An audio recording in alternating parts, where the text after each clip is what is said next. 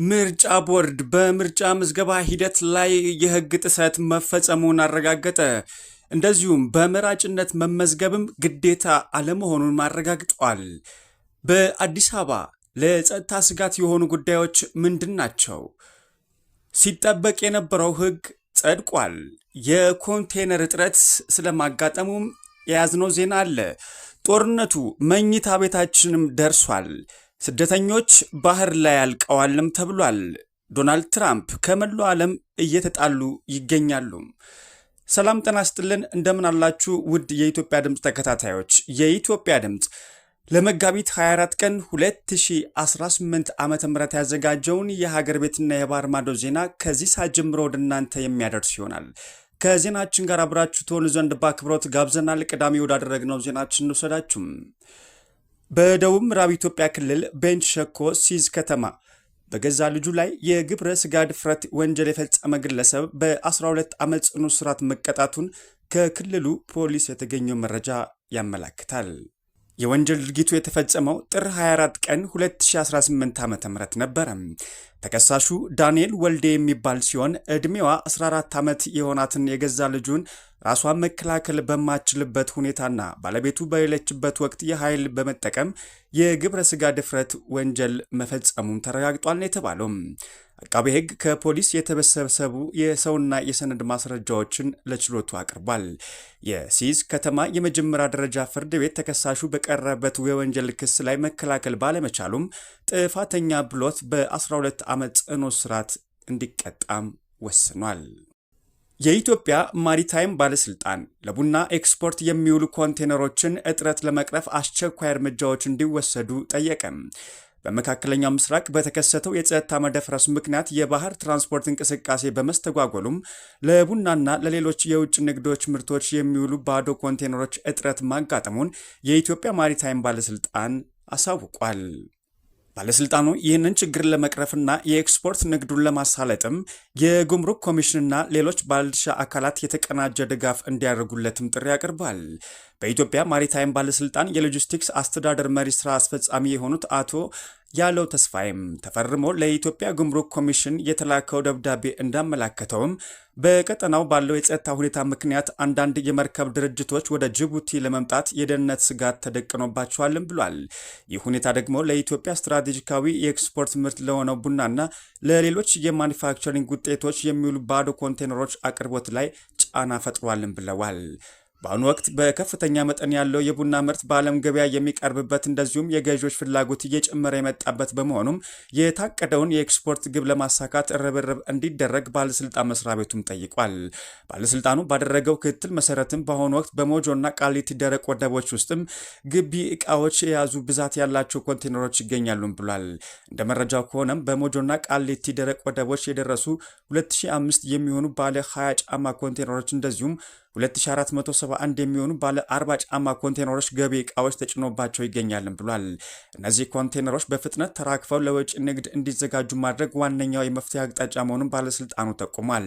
ችግሩን ለመፍታት እንዲቻልም ቢወሰዱ ካላቸው እርምጃዎች መካከልም የገቢ እቃ አስመጪዎች በደረቅ ወደቦች የሚገኙ ንብረቶቻቸውን በፍጥነት በማስወጣት ኮንቴነሮቹን እንዲመልሱ ማሳሰቡም አንዱ ነው። የጉምሩክ ኮሚሽን አስፈላጊውን ክትትልና ድጋፍ በማድረግም ኮንቴነሮቹ በፍጥነት ተራክፈው ለኤክስፖርት ምርት እንዲውሉ ምቹ ሁኔታዎች እንዲፈጠሩም ጠይቋል። መምረጥ ህገ መንግስታዊ መብታችሁ ነው። በፍቃዳችሁ በራሳችሁ ውሳኔ መታችሁ ተመዝገቡ። በመራጭነት መመዝገብ ግዴታ አይደለም ሲል ምርጫ ቦርድ አሳወቀ። የብሔራዊ ምርጫ ቦርድ በማንኛውም አካል በመራጮች ምዝገባ ሂደት ላይ የሚደረግ ጣልቃ ገብነት ህገወጥ መሆኑን አስጠነቀቀ። የኢትዮጵያ ምርጫ ቦርድ በመጪው 7ኛው ጠቅላላ ምርጫም ዝግጅት አካል የሆነው የምርጫ ምዝገባ ሂደት ላይ እየደረሱ ያሉ ተገቢ ያልሆኑ ተጽዕኖዎችና ጣልቃ ገብነቶች በተመለከተ መግለጫ ሰጥቷል። በዚህ መግለጫው እንዳመላከተውም በክልሉ መንግስታትና በሁለቱ የከተማ አስተዳደሮች ስር ባሉ አስፈጻሚዎች አማካኝነት ቤት ለቤት በመሄድ ተመዝገቡ የሚል ቅስቀሳ እንደሚደረግም ጠቁሟል። መመዝገብ እንደ ግዴታ በመቁጠር ጫና መፍጠር፣ የመራጭነት ምዝገባን ከማህበራዊ አገልግሎቶች ጋር ማያያዝ፣ እንደዚሁም የመራጭነት ካርድ ካልወሰዳችሁ ደሞዛችሁ ይቆረጣል በማለት በሰራተኞች ላይ ተጽዕኖ የማሳደር ከስራ እንደሚሰናበቱ በመግለጽም የማስፈራራት ድርጊቶች እየተፈጸሙ መሆኑን በሪፖርቱ ደርሶኛል ሲል ገልጿል። ማንኛውም አካል በየቤቱ በመሄድ ተመዝገቡ ማለት ወይም በየመስሪያ ቤቱ ሰራተኞቹን ተመዝገቡ ብሎ ማስገደድ እንደማይችል የገለጸው ቦርዱም የመራጭነት ካርድ ካልወሰዳችሁ ደሞዝ ይቆረጣል ወይም አገልግሎት ይከለከላል ማለት ህገወጥ ድርጊት መሆኑን አሳስቧል። በመሆኑም ቦርዱ ይህንን ድርጊት የሚፈጽሙ አካላትና ተቋማትን ለህዝብ ይፋ እንደሚያደርግና እንዲህ አይነት ተጽዕኖ ባለባቸው የምርጫ ክልሎችና ጣቢያዎችም ምርጫ እንዳይካሄድ እስከ ማገድ የሚያደርስ እርምጃ እንደሚወስድም አስጠንቅቋል። የኢትዮጵያ ድምፅን እየዳመጣችሁ ትገኛላችሁ። በአዲስ አበባ ከተማ ለጸጥታ ስጋት በሆኑ ጉዳዮችና በቀጣይ በሚከናወኑ የጸጥታና ደህንነት ተግባራት ላይ ውይይት ተደርጎ መመሪያ ተሰጠ። የአዲስ አበባ ሰላምና ጸጥታ ቢሮና የአዲስ አበባ ፖሊስ ጠቅላይ መምሪያ ከፍተኛ አመራሮች በተገኙበት ለከተማዋ ጸጥታ ስጋት በሆኑ ግለሰቦች፣ ቡድኖችና የወንጀል መፈልፈያ በሆኑ ጉዳዮች ላይ የተወሰዱ እርምጃዎች በመገምገም በቀጣይ በሚሰሩ የጸጥታና የደህንነት ስራዎች እቅድ ላይ ውይይት ተደርጎ መመሪያ ተሰጥቷል። በመድረኩ የከተማችን ሰላምና ጸጥታ ለማረጋገጥ በየደረጃው የተከናወኑ ተግባራት ውጤታማ መሆናቸውም ተረጋግጧል ነው የተባለው። በቀጣይ ካሉ ሀገራዊና ከተማዊ ትላልቅ ሁነቶች አኳያና ዘላቂ ሰላም ከማረጋገጥ አኳያ የተቀናጀና ወቅቱን የዋጀ ጠንካራ የጸጥታ ስራ መስራት እንዳለበትም መመሪያው ሰጥቷል። መድረኩ የአዲስ አበባ ፖሊስ ጠቅላይ መምሪያ አዛዥ ሌተናል ጄኔራል አስራት ዴኔሮ፣ የአዲስ አበባ ከተማ ሰላምና ጸጥታ አስተዳደር ቢሮ ኃላፊ ወይዘሮ ሊዲያ ግርማ በመሩት በዚህ ወቅታዊ ሁኔታውን ማዕከል ያደረገ የጸጥታ ስራ ግምገማ ላይ የሁለቱ ተቋማት ከፍተኛ አመራሮች፣ የክፍለ ከተማ ፖሊስ መምሪያ አዛዦችና የሰላምና ጸጥታ ጽሕፈት ቤት ኃላፊዎች መገኘታቸውም ታውቋል። መጽሐፍ ቅዱስን ለብስኩት መጠቅለያነት ሲጠቀምበት የተገኘው ግለሰብ በቁጥጥር ስር ዋለ። በወላይታ ሶዶ ከተማ አራዳ ክፍለ ከተማ ህብረት ቀበሌ ተብሎ በሚጠራው አካባቢ የመጽሐፍ ቅዱስ ገጾችን በመቅደት ለንግድ በመጠቀሚያነት ሲጠቀም የተገኘው አቶ ሽኩር መሐመድ የተባለ የሻይ ቤት ነጋዴ በቁጥጥር ስር ውሏልም ተብሏል። ትላንት መጋቢት 23 ቀን 2018 ዓ.ም ግለሰቡ ቅዱስ መጽሐፍ በመቅደድ ብስኩት ጠቅልሎ ሲሸጥ መገኘቱን የከተማ ፖሊስ አሳውቋል። ይህ ድርጊት በሃይማኖቶች መካከል ያለውን የመቻቻል እሴት ለመዳንና ሁከት ለመቀስቀስ የታለመ እንደሆነ የተገለጸም ሲሆን ግለሰቡ ለዚሁ ድርጊት ህጻናትን ጭምር ይጠቀም እንደነበረ ተረጋግጦ የንግድ ሱቁ ታሽጓልም ተብሏል። የወላይታ ሶዶ ፖሊስ ከተማ መምሪያ ባወጣው መግለጫም ድርጊቱ ከፍተኛ ቅሬታ ሊያስነሳ ቢችልም የከተማዋ ነዋሪዎች ስሜታዊ ሳይሆኑ በሰላማዊ መንገድ ለፖሊስ ጥቆማ በመስጠት ላሳዩ ጨዋነት ምስጋናቸውን አቅርበዋል ሲል አድንቋል። ምክር ቤቱ ሲጠበቅ የነበረውን የወንጀል ህግ ስነ ስርዓትና የማስረጃ ህግ ረቂቅ አዋጅ አጸደቀም። የህዝብ ተወካዮች ምክር ቤት በ13ኛ መደበኛ ስብሰባው የኢትዮጵያ ፌዴራላዊ ዲሞክራሲያዊ ሪፐብሊክ የወንጀል ህግ ስነ ስርዓትና የማስረጃ ህግ ረቂቅ አዋጅን አጽድቋል። በህዝብ ተወካዮች ምክር ቤት የህግና ፍትህ ጉዳዮች ቋሚ ኮሚቴ ሰብሳቢ ወይዘሮ ጸገነት መንግስቱም ሪፖርቱና የውሳኔ ሀሳብም አቅርበዋል። ረቂቅ ህጉ በወንጀል ፍትህ አስተዳደር ስርዓት የወንጀል ፍርድ ሂደት የተጠርጣሪን እና የተከሳሽ እንደዚሁም በወንጀል ምክንያት የተጎዱ ሰዎች ሰብአዊ መብቶች ለማክበርና ለማስከበር የህግ የበላይነትን ለማስፈን የአሰራር ስርዓት ለመዘርጋት የሚያስችል መሆኑን ሰብሳቢዋ ገልጸዋል። የተቀላጠፈ የፍትህ ስርዓት እንዲኖር ለማስቻልና ልዩ የወንጀል ምርመራ ዘዴን እንደዚሁም ለተጎጂዎች ካሳ የሚከፈልበትን አግባብ ያካተተ ዓለም አቀፍ መርህን የተከተለ ረቂቅ ህግ እንደሆነ ወይዘሮ ጸገነት መንግስቱ አያይዞ አስረድተዋል። ረቂቅ ህጉ ከኢትዮጵያ ህገ መንግስትና ኢትዮጵያ ከተቀበለቻቸው ዓለም አቀፍ ስምምነቶች መርሆችና እሴቶች እንደዚሁም ከወንጀል ህጉ ጋር የተጣጣመና ዘመናዊ በሆነ ጠቃሚ እንደሆነ ሰብሳቢዋ ጠቁመዋል። ረቂቅ ህጉ በህገ መንግስቱ፣ በወንጀል ህጉ፣ ዓለም አቀፍ ህጎችና በሌሎች አግባብነት ባላቸው ህጎች የተረጋገጡ ልዩ ትኩረት የሚያሻቸው ለሴቶች፣ ለህፃናትና አካል ጉዳተኞች የተሰጣቸውን መብት ለማረጋገጥ የሚያስችል እንደሆነም አክለዋል።